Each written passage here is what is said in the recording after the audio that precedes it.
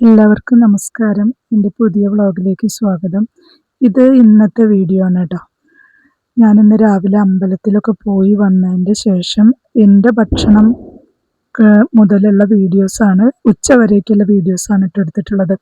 അപ്പോൾ ഏട്ടന് ഞാൻ പോണതിൻ്റെ മുന്നേ തന്നെ കഞ്ഞിയും പയറും കൊടുത്തിരുന്നു കേട്ടോ. ഞങ്ങൾക്ക് പിട്ടും കടലയാണ് എനിക്കും മോൾക്കും. ഏട്ടന് കഞ്ഞിയും പയറും കൊടുത്ത് ഗുളികയും കൊടുത്തതിന് ശേഷമാണ് ഞാൻ തുണി കഴുകലും കുളിയും ചോറും ചുക്കലും ഒക്കെ ആയിട്ട് അമ്പലത്തിലേക്ക് പോയത് കേട്ടോ. ചോറ് മുഴുവനായിട്ടില്ല, അരിയൊക്കെ കഴുകി അടുപ്പത്ത് ഇട്ടതിൻ്റെ ശേഷമാണ് ഞാൻ അമ്പലത്തിൽ പോയി വന്നത്. അമ്പലം ഞങ്ങളവിടെ അടുത്ത് തന്നെയാണ്, അതുകൊണ്ട് വേഗം തന്നെ പോയി വരാം. അമ്പലത്തിൽ പോണ വഴി പോയിട്ട് ഞാൻ കടയിലും ഒന്ന് പോയി അത്യാവശ്യം വേണ്ട ഒന്ന് രണ്ട് സാധനങ്ങളും കൂടി വാങ്ങിയിട്ടാണ് കേട്ടോ തിരിച്ചു വന്നത്. അപ്പോഴേക്കും സമയം 9:30 ആയിരുന്നു. അതിന് ശേഷമാണ് വന്നിട്ട് ഞാൻ പുട്ടുണ്ടാക്കിയിട്ട് ഭക്ഷണം കഴിക്കുകയാണത്. പിന്നെ കടലക്കറി ഞാൻ വെച്ചിട്ടാണ് പോയത്. തേങ്ങയൊന്നും അരയ്ക്കാത്ത കടലക്കറിയാണ് ഞാൻ വെക്കുക. തേങ്ങ അരച്ചിട്ടും ഞാൻ വെക്കാറുണ്ട്, അരയ്ക്കാതെയും വെക്കാറുണ്ട് കേട്ടോ. അപ്പോൾ മുകളിലേക്ക് ഒരാൾ, ഞാൻ അമ്പലത്തിൽ പോകുന്നതിന് മുന്നേ തന്നെ പോയതാണ്. അവൾ റെക്കോർഡ് കുറച്ച് എഴുതാനുണ്ട് എന്ന് പറഞ്ഞിട്ട് പോയി. അപ്പോൾ അത് മുകളിലിരുന്ന് എഴുതുകയാണ്. കുളിയൊന്നും കഴിഞ്ഞിട്ടില്ല. തലകുളിയൊക്കെ വല്ലപ്പോഴും തന്നെ ഉള്ളൂ. എന്ത് ചൂടാണെങ്കിലും കുളിക്കാൻ നല്ല മടിയാണ്, മേല് കഴുകും.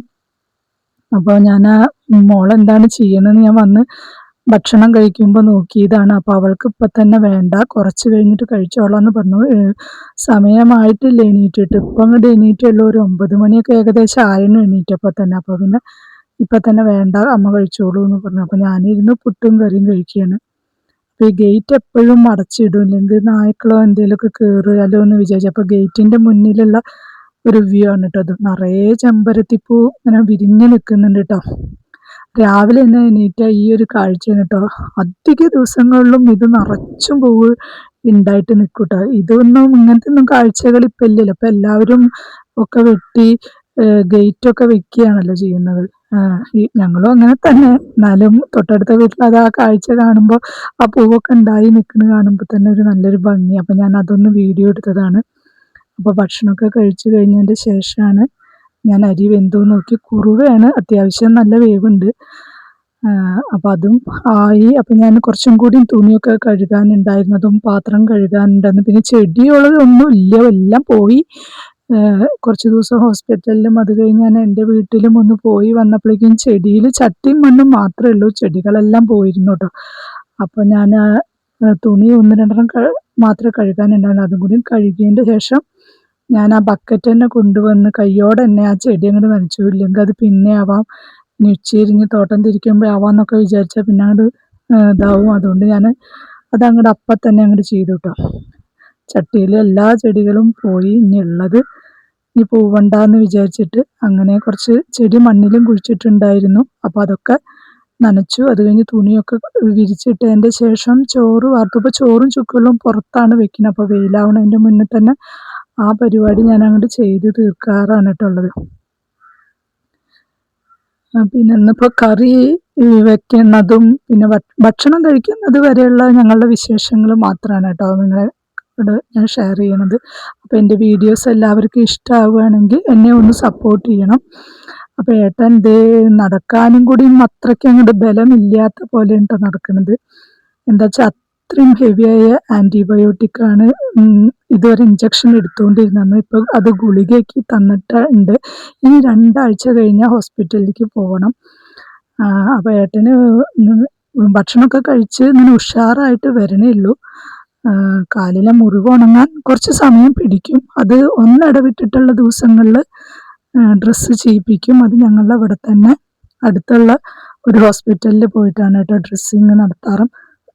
പിന്നെ ഞാൻ EMSലായിരുന്നു ചികിത്സയൊക്കെ. അവിടെ 10-14 ദിവസം ഉണ്ടായിരുന്നു. അപ്പോൾ അത് കഴിഞ്ഞപ്പോൾ ഒരു ചക്ക ഉണ്ടായിരുന്നു. ആ ചക്ക പഴുത്തോ അതോ മൂത്തതാണോ എന്നൊക്കെ അറിയാനാണ് ഇപ്പോൾ ഏട്ടനൊന്ന് വന്നു പോയത് കേട്ടോ. അപ്പോൾ ആ ചക്കയൊന്ന് പറിച്ച് തരുമോ എന്ന് ചോദിച്ചു. അപ്പോൾ അതിന്നൊരു 3-4 ചോള ഞാൻ ഏട്ടന് പറിച്ചു കൊടുത്തു. ഏട്ടൻ ഭക്ഷണം രാവിലെ നേരത്തെ കഴിച്ചിരുന്നു. 7 മണിയായപ്പോഴേക്ക് തന്നെ ഭക്ഷണം കഴിക്കൽ കഴിഞ്ഞു കേട്ടോ. എന്താ വെച്ചാൽ അത്രയും ഗുളികകൾ കഴിച്ചിട്ടാണ് രാത്രി കിടക്കുക. അപ്പോൾ രാവിലേക്ക് നല്ല വിശക്കും. അപ്പോൾ പെട്ടെന്ന് തന്നെ ഞാൻ പല്ല് പോലും തേക്കണതിൻ്റെ മുമ്പ് ഏട്ടനുള്ള കഞ്ഞിയും ചെറുപയർ തലേദിവസം വെള്ളത്തിലിട്ടുള്ള ചെറുപയറും അതിലേക്ക് കുറച്ച് അരിയും കഴുകിയിട്ടിട്ട് ഒന്നിച്ചിട്ടാണ് കഞ്ഞിയാക്കി കൊടുക്കുകയാണ് ചെയ്യാറ് ട്ടോ. അപ്പോൾ ചക്കയൊക്കെ പറിച്ച് കഴിഞ്ഞിട്ട് ഞാൻ അതെല്ലാം ദൂരെ കൊണ്ടുപോയി കളഞ്ഞില്ലെങ്കിൽ ആകെ ഈച്ചയും ഇതായിട്ട് ഇതാവും. അപ്പം അതൊക്കെ അങ്ങോട്ട് ദൂരെ കൊണ്ടുപോയിട്ട് ഒഴിവാക്കി ഇനി കിച്ചണിൽ വന്നിട്ട് വേണം നമ്മളെ കറിയുടെ പരിപാടി നോക്കാൻ. അപ്പോൾ ഏതായാലും ചക്ക പറിച്ചപ്പോൾ ചക്കക്കുരു കിട്ടി. പിന്നെ വെള്ളരിക്കയും മാത്രം വെച്ചിട്ട് ഒരു പരിപ്പും അതിലിട്ട് തേങ്ങ അരച്ചൊഴിക്കുകയും ചെയ്ത് വെറുതെ ഒരു കറി വെച്ചു.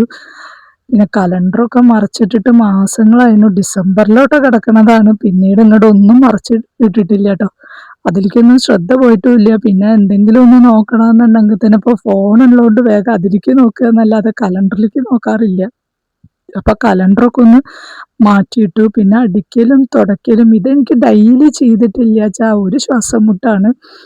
എന്തോ ഒന്ന് ഒരു കുറവ് വന്നെൻ്റെ തോന്നുന്നുട്ടോ. എന്തൊക്കെ ജോലി നമ്മൾ ചെയ്തു എന്ന് പറഞ്ഞാലും വീട് നന്നായി വൃത്തിയായിട്ട് ഇടാതെ ഭക്ഷണം കഴിക്കാനിരിക്കാൻ തന്നെ എനിക്ക് തോന്നില്ല. ഡൈനിങ് ടേബിളൊക്കെ അങ്ങനെ ആകെ മെസ്സിയായി കിടക്കുമ്പോഴൊന്നും അതിലിരുന്നിട്ടൊന്നും ഭക്ഷണം കഴിക്കാനേ തോന്നില്ല. അപ്പോൾ സമയം ഒരു 12 മണി ആയെങ്കിലും ഞാൻ ഇതൊക്കെ ഒന്ന് തുടച്ചിട്ടു. അപ്പോൾ മോളോട് പറഞ്ഞപ്പോൾ മോള് പറഞ്ഞു അമ്മയ്ക്ക് ഇതെന്നും ചെയ്യണം എന്നൊരിതാണ്. അതും ഒക്കെ എടുത്ത് വേറെ മാറ്റി വെച്ച് എന്നും ക്ലീൻ ചെയ്യണം. അങ്ങനത്തെ ഒരു വൃത്തികെട്ടൊരു സ്വഭാവമാണ്. ഇതൊന്നും എന്നും ചെയ്യേണ്ട ആവശ്യമില്ല എന്ന് എനിക്കും അറിയാം. പക്ഷെ എന്തായാലും അത് ചെയ്തേ പറ്റുള്ളൂ എന്നൊരു തോന്നലാണ്. എന്നാലും എനിക്കൊരു മനസ്സുഖമുള്ളൂ. അപ്പം ഞാനെന്നും വീടെന്നും അടിക്കലും തുടയ്ക്കലും അതിപ്പം ആരുമില്ല. ഏട്ടനും മോളൊക്കെ പോയി വെച്ചാലും ഞാൻ ഒറ്റയ്ക്കാണെങ്കിലും ഞാനിത് ഡെയിലി ചെയ്യും ട്ടോ. അപ്പം അങ്ങനെ അതും കൂടി അങ്ങനെ ചെയ്ത എന്നാൽ എനിക്ക് ഒട്ടും ഇഷ്ടമില്ലാത്തൊരു ജോലിയാണ് ഇനി. വീട്ടുജോലിയിൽ ഏറ്റവും ഇഷ്ടമില്ലാത്ത ജോലിയാണ് ഇനി. പക്ഷെ അതെന്നും ചെയ്യുക വേണം. അങ്ങനെയാണ് എൻ്റെ ഒരു സ്വഭാവം. പിന്നെ അതും കൂടി കഴിഞ്ഞിട്ട് വേണം ഇനിയൊന്ന് റെസ്റ്റ് എടുക്കാൻ എന്നാണ്. അപ്പോൾ ഉച്ചവരേക്കുള്ള എല്ലാമായി. ഇന്ന് വലിയതൊന്നുമില്ല. ചക്കക്കുരും വെള്ളരിക്കയും ഒരു കറിയും മുട്ട ഓംപ്ലേറ്റും ഉണ്ടാക്കണം. അത് പിന്നെ കഴിക്കാൻ സമയത്ത് ഉണ്ടാക്കിയത്. പിന്നെ പപ്പടവും കാച്ചി വെച്ചിട്ടുണ്ട്. അപ്പം അത്രയൊക്കെ തന്നെയുള്ളൂ. പിന്നെ ഉപ്പേരി ഇന്നലത്തെ ഫ്രിഡ്ജിലിരിക്കുന്നുണ്ട് കേട്ടോ. പിന്നെ മോള് രാത്രി സോയാബീൻ ഉണ്ടാക്കിയിരുന്നു. അപ്പം അതും ഫ്രിഡ്ജിലിരിക്കുന്നുണ്ട്. അപ്പം അതൊക്കെ ഒന്ന് പുറത്ത് വെച്ചിട്ട് ഒന്ന് ചൂടാക്കി എടുക്കുക. അത്രയൊക്കെയാണ് ഇന്നത്തെ ഉച്ചത്തെ ഞങ്ങളുടെ വിശേഷങ്ങൾ. പിന്നെ ഭക്ഷണം കഴിക്കണതും അതൊന്നും കാണിച്ചിട്ടില്ല. അപ്പോൾ ഉച്ചവരേക്കുള്ള വിശേഷങ്ങൾ ഞാൻ നിങ്ങളായിട്ട് ഷെയർ ചെയ്തതാണ്. അപ്പോൾ ഏട്ടന് ഇതേപോലെ ഒരു ബോട്ടിൽ വെള്ളമാക്കി ഏട്ടൻ കിടക്കണ അടുത്ത് അങ്ങനെ കൊണ്ടുപോയി വെക്കുക ചെയ്യുക.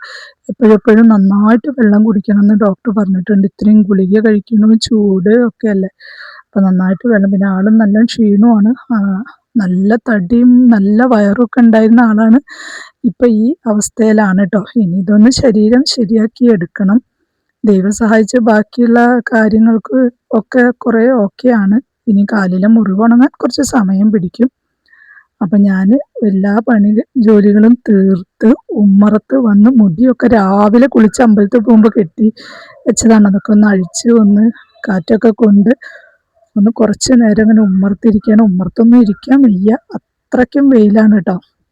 ഭയങ്കര ചൂടും. അപ്പോൾ ഇതൊക്കെയാണ് ഞങ്ങൾ രാവിലെ മുതൽ ഉച്ച വരെയുള്ള വിശേഷങ്ങൾ.